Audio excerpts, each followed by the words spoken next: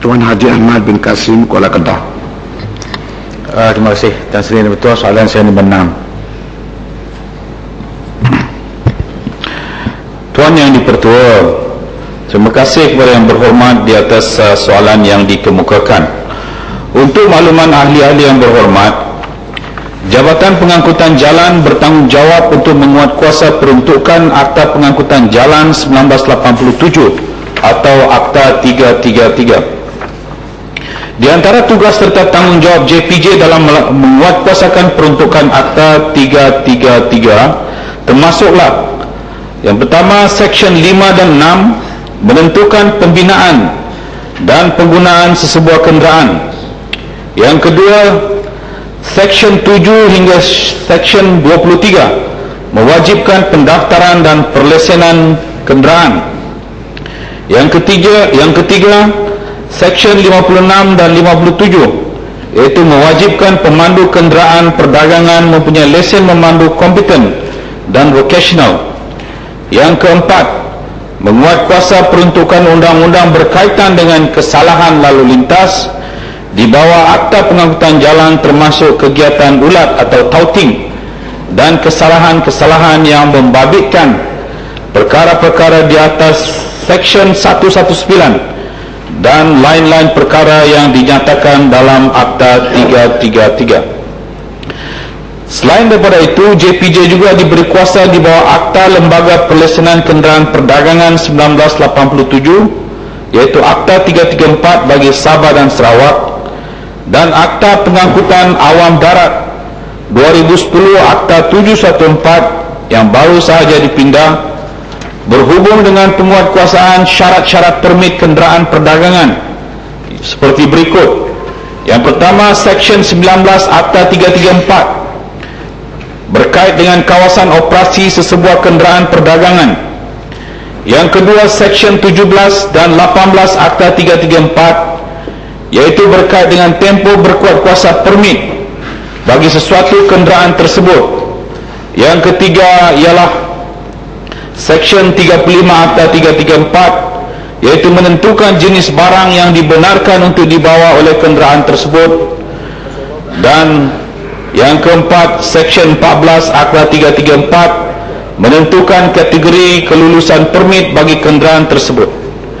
Jumlah saman yang telah dikeluarkan oleh JPJ ke atas kenderaan-kenderaan perdagangan yang melakukan pelbagai kesalahan adalah sebanyak 501,991 kes pada tahun 2008, 608,171 kes pada tahun 2009 dan 153,847 kes sehingga bulan Mac 2010. Saman-saman tersebut adalah meliputi kesalahan-kesalahan yang dilakukan seperti berikut.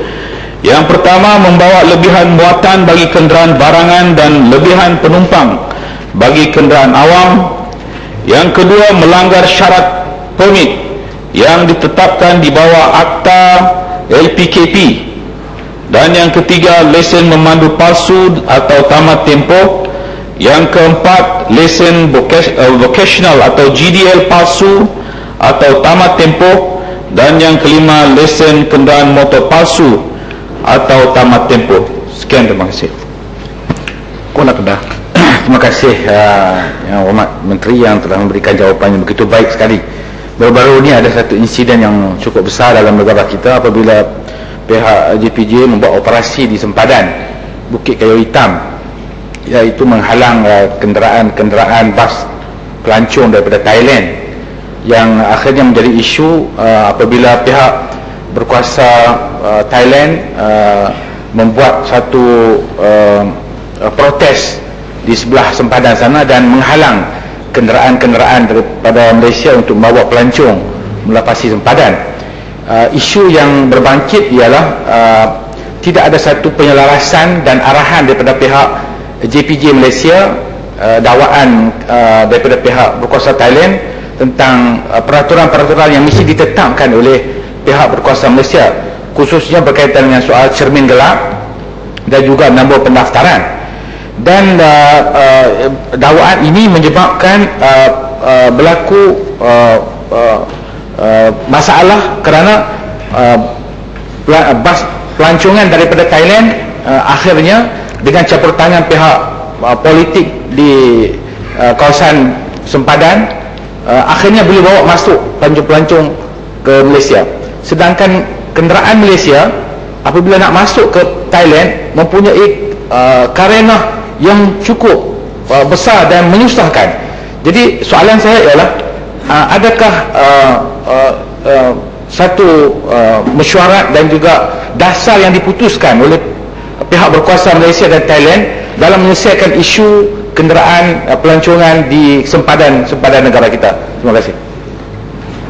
Terima kasih ahli yang berhormat. Sememangnya isu ini adalah merupakan satu isu yang agak kompleks kerana seperti mana yang kita tahu bahawa pihak kedua-dua negara memang mempunyai persetujuan yang telah diputuskan oleh kerajaan masing-masing untuk memberikan 2 km bagi kawasan sempadan itu adalah sebagai kawasan yang boleh dikunjungi oleh kereta-kereta daripada Malaysia ke Thailand dan Thailand ke Malaysia, iaitu merupakan zon bebas, iaitu sebagai satu daripada usaha untuk memberikan satu merancangkan interaksi di antara kedua-dua negara di kawasan sempadan. Tetapi timbul masalah juga kerana apabila dan kemasukan ini tidak memerlukan ICP. Tetapi apabila kita memberikan zon bebas ini, maka timbullah masalah-masalah lain, iaitu disebabkan stesen kawalan kita dan juga immigration dan juga agensi-agensi yang lain berada di sempadan, dan apabila kereta-kereta daripada Thailand ini masuk ke Malaysia, maka mereka sebenarnya kononnya hanya masuk 2 km, tetapi akhirnya mereka masuk sehingga ke dalam, dan apabila perkara ini berlaku, ianya telah menimbulkan masalah dan rumutan daripada khususnya pemandu-pemandu kenderaan tempatan. Dan demikian kita harus juga mengambil tindakan terhadap mereka sekiranya mereka melakukan kesalahan, dan ini kadang-kadang disalah tafsir dan mereka retaliate. Bagaimanapun, untuk pengetahuan ahli yang berhormat, perkara ini telah pun sebenarnya kita bincangkan begitu lama sehingga ada kita minta kepada pihak Kementerian Dalam Negeri untuk supaya menghapuskan 2 km ini, tetapi Kabinet belum membuat keputusan. Bagaimanapun, pada hari kemarin pihak berkuasa Thailand telah pun mengunjungi pihak JPJ Malaysia untuk mengadakan perbincangan lanjut dan satu dialog yang akan diadakan untuk menyelesaikan perkara ini dengan baik supaya ianya dapat memberikan kepentingan kepada dua pihak. Terima kasih.